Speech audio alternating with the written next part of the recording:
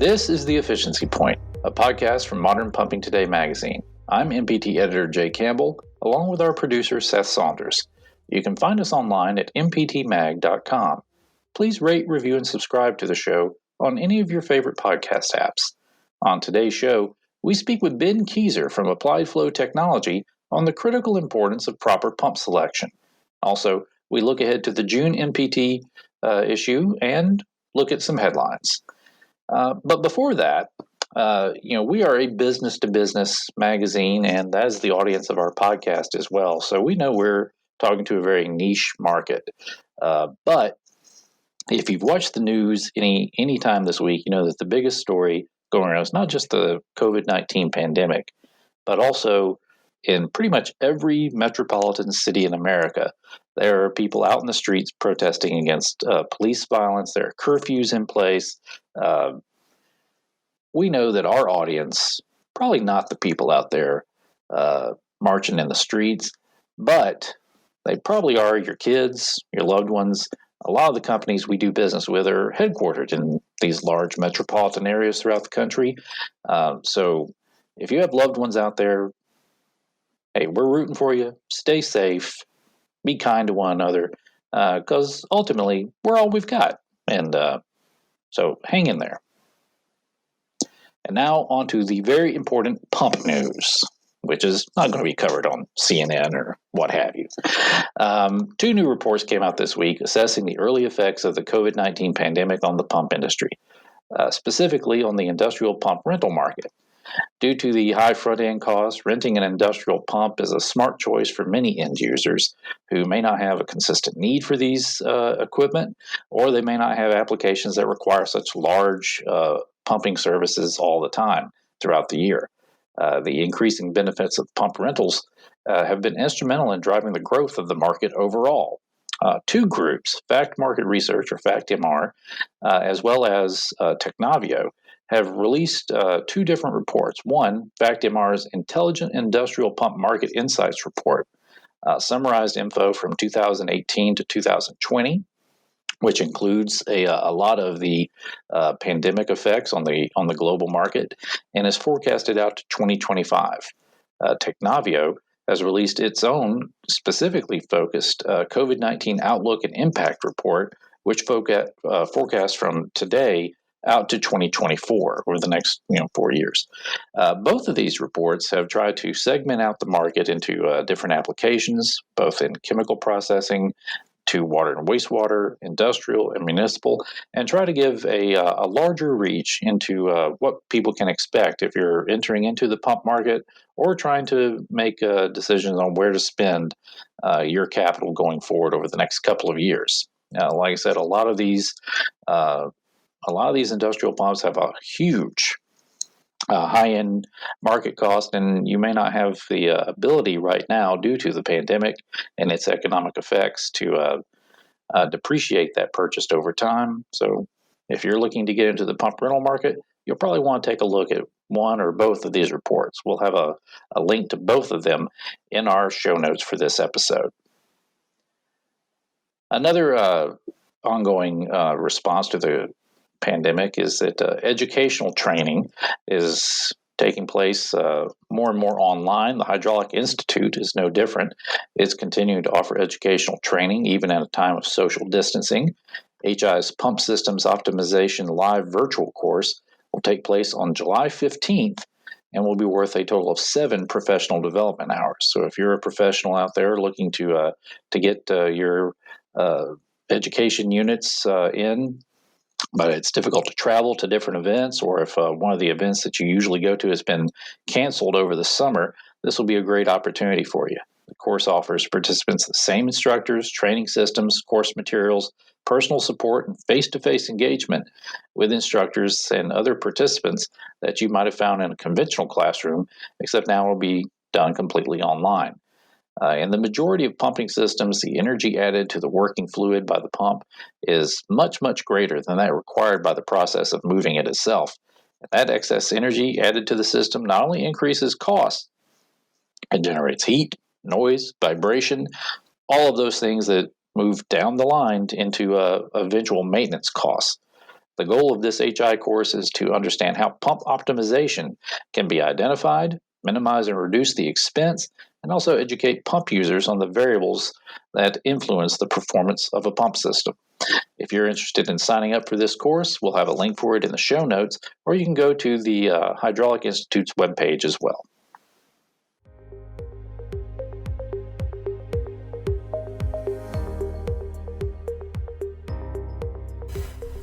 Ben Keiser is Technical Sales Consultant for Applied Flow Technology. Founded in 1993, AFT is a leader in the pipe flow modeling software market and offers a comprehensive line of products for the analysis and design of piping and ducting systems. He joins us today to discuss the critical importance of proper pump selection and offer his insight on selecting the right pump for your application. Ben, thanks for taking time to talk with us today. My pleasure. Thank you very much for having me. Now, before we get started into talking about how to find the right pump, what are some of the dangers that can occur from mismatching a pump for a job? Well, there's a number of ways that you can have mismatching, and typically you can have pumps that might be undersized for a particular application. That might be where the plant operation has expanded beyond the capacity of what the original pipes were initially sized to be able to meet, or you can have oversized pumps that are able to provide too much flow capacity, and hence the flow would need to be throttled down somehow. And both of those situations can cause issue. If a pump is undersized for a particular application, then it's just not going to provide the required head and flow that the system needs. The system will be starved for flow, and the pump may not be operating close to its best efficiency point, and that can cause vibration issues, recirculation issues, cavitation. You'll start to see various problems that begin to creep into the pump as well as the system. So that's kind of the domino effect that can. I'm sorry. That's sort of the domino effect that can happen if you're having a mismatched pump. There's kind of a domino effect through the whole system. Oh, absolutely. And under or oversizing pumps to be the a similar type of problem where people will oversize the pump planning for future expansion where more flow would be necessary, but then they would have to control the flow for current needs. And with having a control valve, it's like driving your car with your foot on the gas and the brake pad at the same time. The pump is it's not operating close to where it's supposed to be, and that can cause the same type of vibration issues and other problems, in addition to just wasted energy going right out the door. And so it's really important to make sure that the right pump is selected for the right application. And you recommend using flow analysis software instead of just sizing the pump by hand, is that right? Yes, and the reason why is because when you use a flow analysis software tool, it greatly expands your ability to understand your system much further than a simple hand calculation would be. A hand calculation, it wouldn't be too difficult to determine what, discharge pressure you need on the pump in order to meet a certain flow demand. That's a pretty straightforward calculation. But when you start asking things about other types of operating scenarios, what if you need to have multiple pumps operating at the same time, or if you don't have, or if you have situations where the flow is not needed as much, or how does the system interact when flow changes throughout the day? There are so many other operating scenarios that can occur where when you're just calculating one thing by hand, you're not getting much out of that. And so, with sophisticated flow analysis tools, you can do so much more than just looking at the pump itself. You can see how it's going to actually perform in the system that it's serving, as well as how it's going to operate when you start doing a whole bunch of other operating scenarios, closing various flow paths, isolating various areas, things like that. So what you're describing is that once you size the pump using the software, there should be a lot of benefits down the road by keeping that software on board, right? Oh, definitely. Existing systems is where flow analysis software is really helpful, because it can help pinpoint potential issues in the system that have been creeping up for a long time. And a lot of times operators will simply just fix the problem, where maybe the problem is at the pump. The seal keeps wearing out over and over, and they just keep replacing it. Well, you're spending all this time on repair costs, where without flow analysis software, if you don't know what else is going on in the system, maybe there's a internal bottleneck somewhere that's causing the pump to operate way far back on its curve, far from the best efficiency point, and it starts vibrating like crazy. And so if you only treat the symptom, you're going to have to keep doing repair after repair. And so flow analysis allows users to understand what's going on in the whole rest of the system, and at any time an operation needs to change, or if you want to plan for an expansion, you can very quickly and easy see how those types of changes are going to impact the pump performance. So that's really going to help you take more of a total systems approach. Oh, absolutely.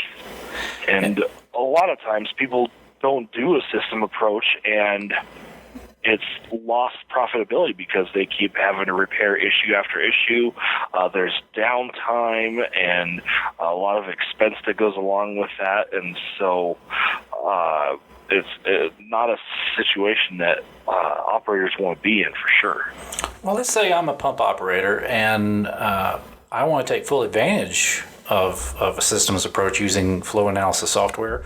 What should I look for in finding a good program? Well, one of the first things that you should look for is the ease of usage and how user-friendly the software is. Should be able to get familiar enough with the software where you can start modeling a relatively simple system within an hour or so. And so things that you'd want to ensure is how well documented is the software. Does the vendor, provide technical support? How fast is their response times? How well do they know systems outside of just the software itself? And so making sure that it's just a very well-documented software tool. And then as far as features go in the software, obviously, pump sizing and modeling VFDs and control valves and things like that are really important. But really, things like scenario management capability, where, you don't want to have to create a whole brand new file for every different operating instance that you're dealing with. It'd be really helpful to keep everything within the same model, and so having good scenario management capability is important. And beyond that, if you can find one that has kind of a family tree sort of high scenario, will those changes pass down to children's scenarios? And if it does, then you've got a really good tool that's going to make it really effective for you to analyze all sorts of different scenarios with a great amount of ease and efficiency. So I should be able to run through I'm sorry, Ben. I should be able to run through a lot of hypotheticals in the same pump system with my software, right? Absolutely, and so that's what if analysis is extremely important, and so you can take full advantage of that if you have good scenario management capability, including a transient modeling capability. It's not very often that a system is just going to be operating in one state all the time. Right. There's going to be changes throughout the day as flow demands change. Pumps come on and off, and so you want to be able to capture that transient behavior so that you can actually see how the system interacts. Maybe there's a intermediate operating point somewhere that causes cavitation somewhere in the system. Maybe the flow is too high and the system just can't get that. So that would just be another scenario that you could look at. Other features are things like global editing capability, or the ability to import various model changes from Excel. Anything that can be done to help streamline and make your modeling process more efficient and effective is things that you want to take into account and look for. So if I'm able to run those different scenarios, look at them at the component level, I should be able to use flow analysis software to also assess the performance of those different components in the system, like a VFD or control valves or the power inputs, anywhere up and down the line, right? Oh, definitely. If you've got control valves in your system and you want to be able to see, a particular flow demand to various users, your control valve is going to modulate to provide a certain set point, and maybe that control valve fails. Maybe it fails right open, and there's no physical possible way for a control valve to meet its set point. That would indicate that you've got a problem and something needs to be adjusted, either in the system or maybe the control valve needs to be replaced. You want to make sure that the control valve isn't, operating in an area where it's almost all the way open or almost all the way closed. You want to have some good margin there, and so flow analysis would help you be able to see what that open percentage would be for the control valves to make sure they're operating in a good condition. You can also determine if you have relief valves that might be chattering, if they're not sized properly. And then for VFDs, when you have a pump that's operating, it's a lot better to use a VFD or a VSD to be able to control the flow or pressure to your system that you need when the operating conditions and demands change, because whenever you have that control valve, again, it's going to be just wasting energy right out the door, like driving the car with your foot in the gas pedal and brake pad. And so with the flow analysis tool, you'd be able to determine, let's say you don't need as much flow at a certain time. What pump speed does my pump have to operate at in order to meet those conditions? And that's something that a good flow analysis tool would be able to help you answer for those types of cases. Well, Ben, this is all very good information. I'm sure our listeners are taking notes and going to apply it going forward. Before we wrap up here, what else would you like to stress about pump selection and flow analysis software to the listeners? Well, there is a story that I would like to tell really quick. I have the opportunity to be able to travel a lot and do lunch and learns and meet with clients and engineering companies and owners and operators. And a couple of years ago, I did a 2-week road trip through the South, and I met with several chemical plants and refineries while I was down there. And at one particular refinery, one of the senior engineers came over to me and told me a situation that they recently encountered occurred where they were trying to put 2 new heat exchangers into service. And so he had asked their upper-level management, did they do a flow analysis on this first to make sure that it was going to work? And the response from upper management was not just, no, we didn't do one. It was actually, no, we decided not to do one. Wait, for whatever reason they might have had. And They decided not to do, so they had the tools there but chose not to use them? Yeah.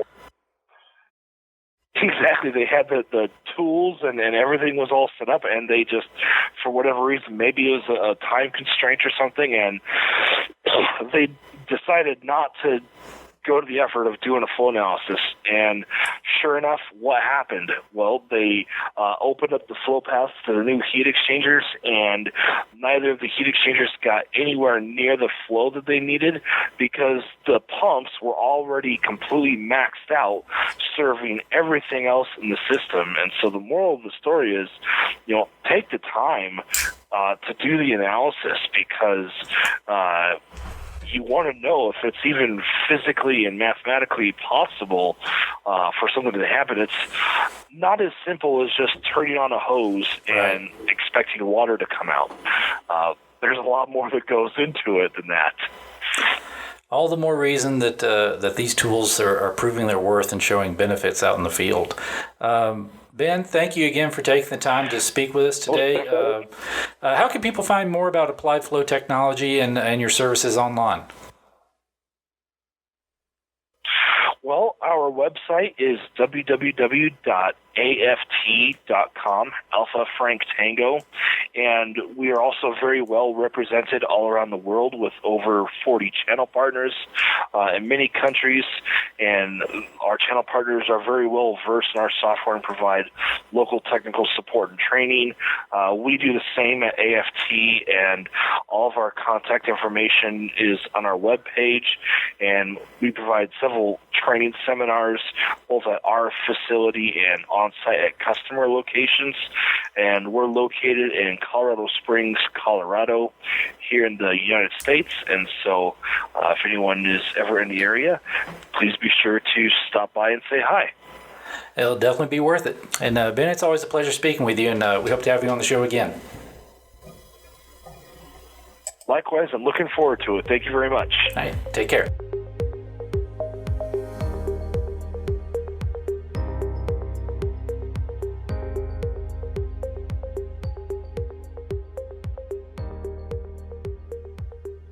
Our June issue will be out soon, and it's a special one. In this month's SWPA Insight column, SWPA Executive Director Adam Stolberg pulls together input from different SWPA member companies to provide a submersible wastewater pump buyer's guide.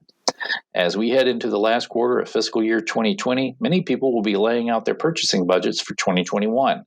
Before you start window shopping, you might want to keep a copy of the June issue handy to help you with your selection process. And speaking of wastewater, our Water and Wastewater Solutions section includes a submission from the International Code Council, which is presenting an article advocating for greater water efficiency standards in new buildings and announces their partnership with setting up regulations through the EPA. If you're not a current subscriber to the magazine, please go to mptmag.com, click on the subscribe tab, and you can start your 12-month free subscription with our June issue.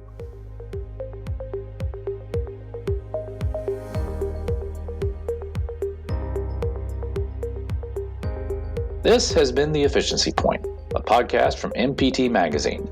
Follow us on Twitter at ModPumpMag for updates on our next episode. Today's episode was produced by Seth Saunders. I'm your host, Jay Campbell. Stay safe, and thank you for listening.